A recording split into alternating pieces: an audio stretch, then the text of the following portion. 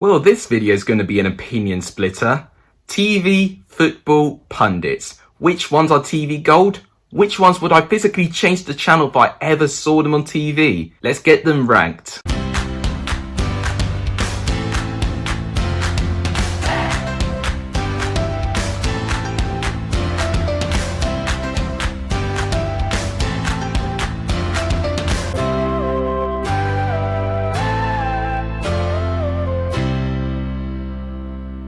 Welcome back to the channel, everyone. Today, this video is going to really divide opinion, and obviously this is my personal opinion, but I'll be very interested to hear your opinion as well. I'm ranking 30 football pundits, and I'm going to put them in a tier list. So on the screen right now is the empty tier list to show you the tiers. So the top tier is TV Gold. Honestly, the go-to pundits. Decent pundits are the people that I do like to listen to, quite insightful with their comments. Good are respectable, pretty good pundits, you know, I do tend to agree with their stuff. Okay, pundits I don't mind watching. The mute tier are pundits that I have to mute if I see them on TV. And change channels are pundits that even if I lay an eye on them, I have to change the channel. So that's how I've done the tiers. And obviously, I'd have nothing against any of these 30 pundits. As I've said, it's my opinion. With any further ado, let's go on and rank these 30 pundits. So I'm doing it in the order of the tier list, which is actually from alphabetical order. So we're actually going to start off with any Aluko, and I think it's good we start with her actually. She did the coverage of England versus San Marino. She was on side with Roy, Keane and Ian Wright, and I actually say I think she really did hold her own with this punditry. I thought her comments were quite insightful. She is a bit of an opinion splitter for me. A lot of reaction on Twitter is really disgusting for me, which is why I do try and keep off social media when a lot of these pundits do get a bit of airtime. But I do think, especially with her comments about the squad depth that we have, the options, the change of formations, I actually thought was quite insightful. In terms of a tier list, I'm going to put her,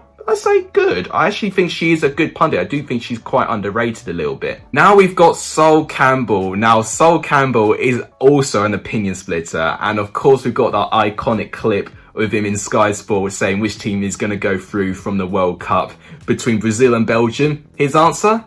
France. So it's honestly one of my favorite clips, and this clip will follow him everywhere he goes. As a pundit, you know, sometimes he does get caught up with his points for me. He's not one of my favorites, but he's someone that I don't mind listening at times. I do think he is a little bit on the receiving end on some debates as well, so I do think he lacks a viewpoint sometimes. I'll put him in the okay category. He doesn't quite leave me enough pain for me having to mute or change the channel. But now we turn our attention to Carragher. Now, honestly, if I did this tier list within about 5 or maybe even close to 10 years ago, I wouldn't even think of putting Carragher in the TV Gold category. But honestly, with just his personality, his charisma, how he embraces the game, his technical analysis, especially on Monday Night Football in terms of tactics, formations, very insightful what he has to say, very engaging as well, which is fantastic. And I think he's been one of those pundits that's definitely blossomed over time, and he really has been, for me, one of the go-to pundits and has really climbed up the ranks. For me, he has to be TV Gold. You know, you wouldn't want to miss him, especially if he's got a good pundit alongside him. Next up, we go to Ashley Cole, another one that has done England coverage very recently. He was sat alongside Roy Keane and Ian Wright for the Albania and England game. Of course, I did a watch along on that, and I couldn't really hear a lot of what Ashley Cole had to say. Obviously, I had to keep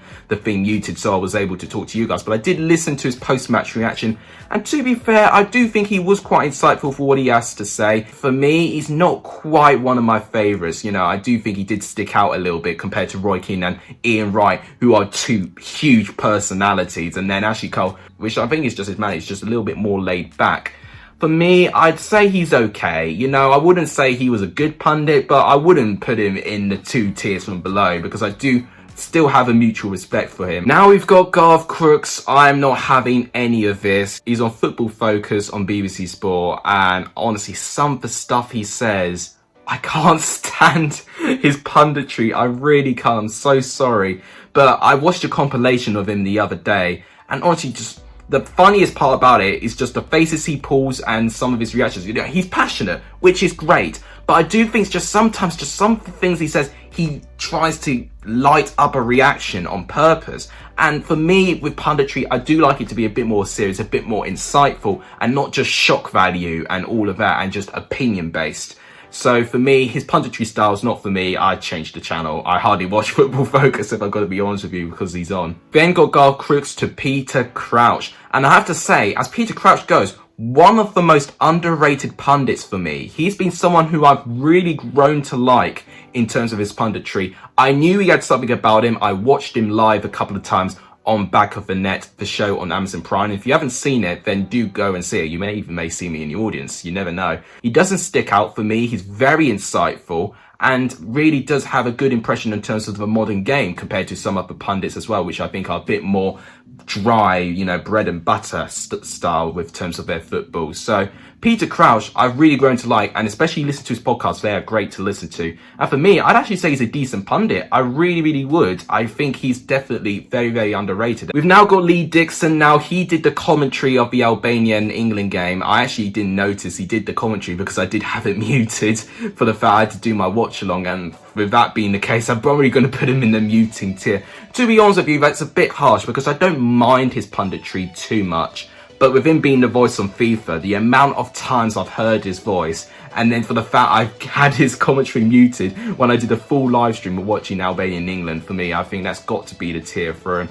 That might be a bit harsh and I might change that, but as of now, I'll put Lee Dixon in mute. Next we've got Patrice Evra. Now, definitely right in the beginning part of the season and definitely near the end of last season, he was definitely one of the go-to pundits that Sky wanted to pick. I do think he does get caught in his emotions sometimes, especially talking about Manchester United. I think that's been what's really been unique about Evra in terms of his passion for the game. I do think it can come across a bit biased, if I'm going to be honest with you. He's not one of my favourite pundits. He's not the one that I'll get too excited seeing, but definitely with the value that he's got and definitely with everyone on the knife's edge and seeing what he has to say, I definitely say he's an okay pundit. We've now got Rio Ferdinand, another Manchester United pundit who I do think does get caught in his emotions. Obviously, there's a famous scene of him slamming the contract down on the table after Manchester United locked PSG. Let's say Solskjaer leaves. That clip will go on and follow him forever. But I do think most of the time when he's on Match of the Day, you know, he is quite insightful, what he has to say, passionate.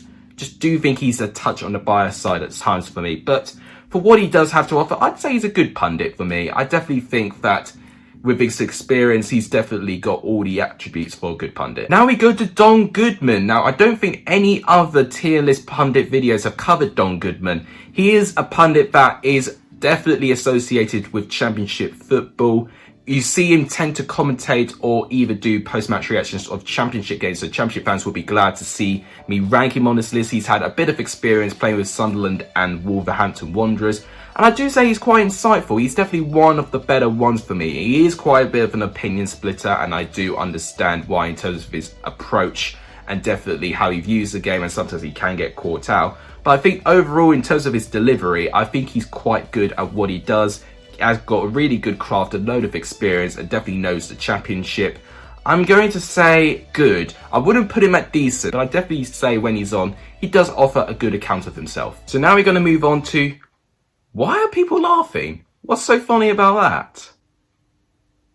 Oh dear me, let's move on quickly. Number 11, quick, is Jimmy Floyd Hasselbank. And I really do like his punditry. I remember when he was with Patrice Evra with the Manchester United and Chelsea game, and I thought both of them gave a really good, influential and actually very insightful debate in terms of Manchester United and Chelsea standards this season. Hasselbank is now managing Burton and he's doing fantastically well there as a manager, but I do miss him. I actually do think sometimes, I mean, it's not all the time, but most of the time when I do see him do his punditry, I thought he's a pretty good pundit. You know, he's someone that I would watch back again and would really take in for what he has to say with his debates. And for me, I think he's a good pundit. I do think sometimes he's quite underrated. We now go to Jermaine Ginas. Now, as a player, I don't think he achieved too much, but actually, what I would say about Jermaine Ginas, one of the more emotional pundits, of course, there was that infamous first time he was a pundit where Chelsea played against Spurs, and then Alan Shearer and Frank Lampard wasn't having any of his debate with Spurs being unlucky or whatever. But since then, for me, you know, he's not everyone's cup of tea, and he's not quite my cup of tea either. I wouldn't consider him being one of the top ones, but emotionally, I actually think he's such a good pundit. And I actually feel like when he did open up on BT Sports about how little he achieved in his career, I thought that was really insightful, actually. But for me, still not quite my cup of tea. I wouldn't quite listen to him back. I wouldn't watch Match of the Day if he were to place Gary Lineker, as the reports were saying. I'd say he's an okay pundit. I wouldn't mute him. I would be able to tolerate it. From one waffler to another one, we go to Chris Kamara. Now, Chris Kamara is just a legend. I think we can all establish that. Of course, we know the infamous fighting like beavers from the Spurs against Arsenal, of course about the goal he couldn't quite see against Fulham and Middlesbrough, and of course the red card he missed with Blackburn going up against Portsmouth.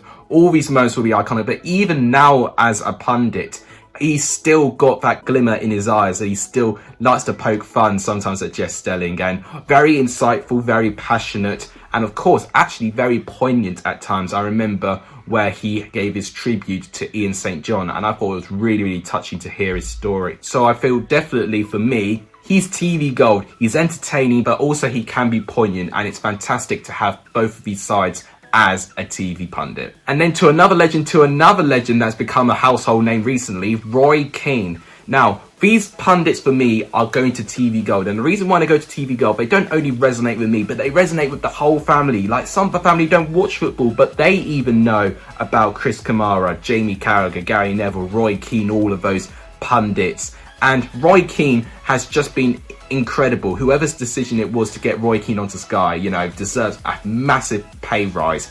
And to be honest, he had bits of punditry, you know, he had a bit of punditry with the World Cup coverage and the Euro coverage in previous tournaments. So definitely for me, a Manchester United legend that doesn't hold a bias, which is fantastic, but also he can just make other pundits better and just really spruce up their personality. I feel like even sometimes with Gary Neville, you know, you can really encourage a side of him that sometimes we don't always see. So for me, honestly, for the fact he can make other pundits better, I'm putting him in TV Gold. I don't even care. We now go to Martin Keown. Now, for me, he's just not my cup of tea in terms of a pundit.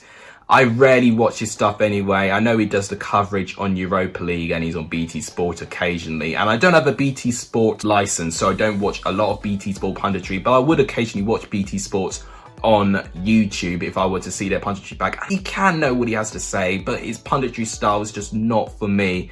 I'd rather mute him, to be honest with you, so he's going to be on the mute category. It might be a bit harsh, but this is obviously opinion based. Everyone could have a different opinion and I wouldn't have a problem with it. So we're halfway through the tier list, and let's see how many more people I'll disappoint when we cover the second half of pundits. Because now we're talking about Joby McAnuff, another pundit I don't see talked about a lot in terms of TV pundits. He is someone who has covered championship stuff, and for me being a championship channel, I do want to include a couple of championship pundits. I've included Don Goodman already. I do prefer Don Goodman to Joby McAnuff though.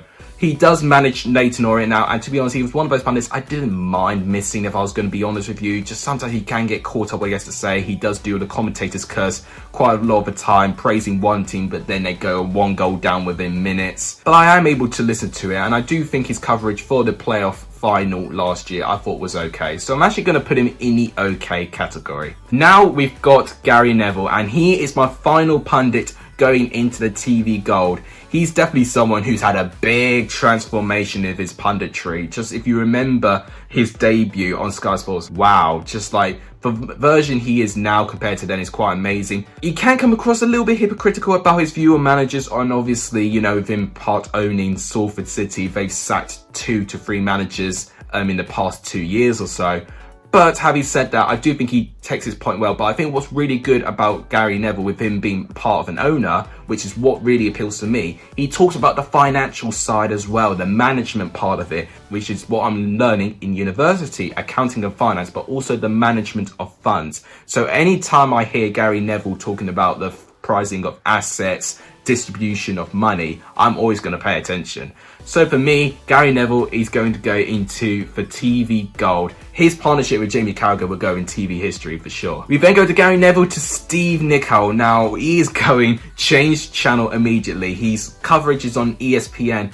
And some of the things he says, he was very dismissive of Sheffield United when they went up to the Premier League in their first season, and very biased to Liverpool, in my honest opinion. I mean, he's a former Liverpool player, so it's understandable, but I just do think he does it for shock value. He does it on purpose. So no, not for me. I'm not all about that. I'm all about pundits who are actually serious and are actually wanting to try and make their points across and they've done research to actually back up those points. So yeah, Steve Nicol, not for me, would change channel ASAP. And now we've got Michael Owen. Yeah, I think we know what this is going to go into. For me, I wouldn't even put him mute. For me, I have to change channel. I just cannot stand him as a pundit. I really can't. I can barely pay attention. He does get caught up what he has to say as well. He's not someone with the biggest charisma, but sometimes if you've got a lack of charisma, let's say a Joey McAnuff or an Ashley Cole, you can back it up with a bit of research and having a bit of insightfulness. But for me, he doesn't even give me any of that. Next, we've got Jamie Redknapp. I think another opinion splitter. I think some people do look at him as someone that can get tripped up on his points a bit.